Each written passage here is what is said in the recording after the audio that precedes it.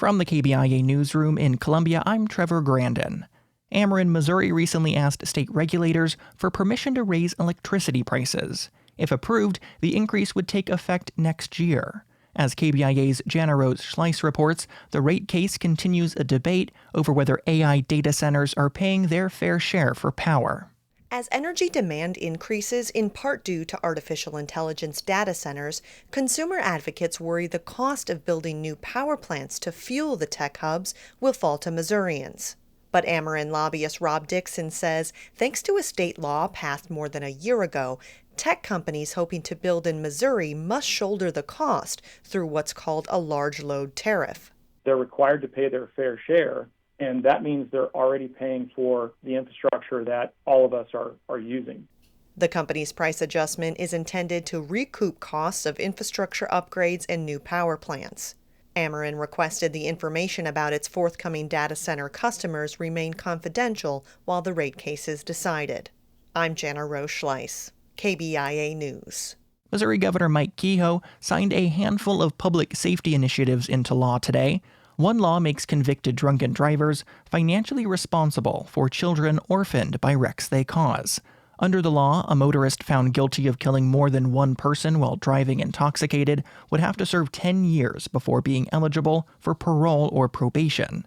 Kehoe also signed into law an automatic expungement program for some lower-level crimes, as well as age verification requirements for pornographic websites.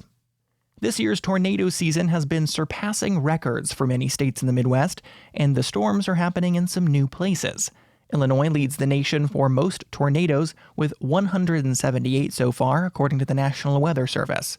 Missouri has had 81 tornadoes this year, nearly 30 more than the state's average. That's according to state climatologist Zach Leeser.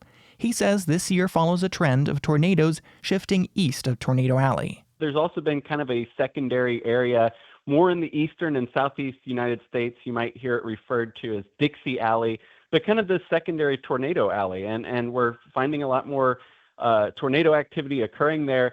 Midwestern states, such as Indiana and Iowa, have also had above-average tornado activity this year.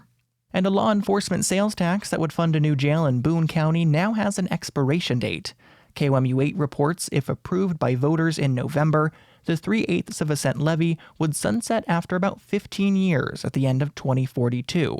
The Boone County Commission voted earlier today to add the expiration date. The tax will show up as Proposition L on the November ballot and is designed to fund construction of a much larger Boone County jail with more bed space.